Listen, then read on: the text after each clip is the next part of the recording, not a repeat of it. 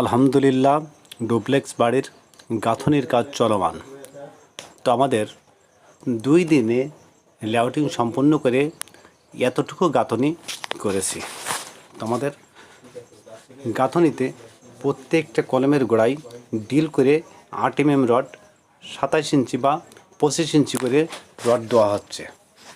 তো 5 ইঞ্চি দেয়ালে যদি আমরা ডিল করে যদি 27 ইঞ্চি বা 25 ইঞ্চি বা 30 ইঞ্চি রড কেটে যদি আমরা ঢোকাতে পারি 5 ইঞ্চি 5টা গাঁথনি পর বা 4টে গাঁথনি পরে যদি একটা করে রড দেওয়া হয় তাহলে গাঁথনিটা অরিজিনালি মজবুত হবে।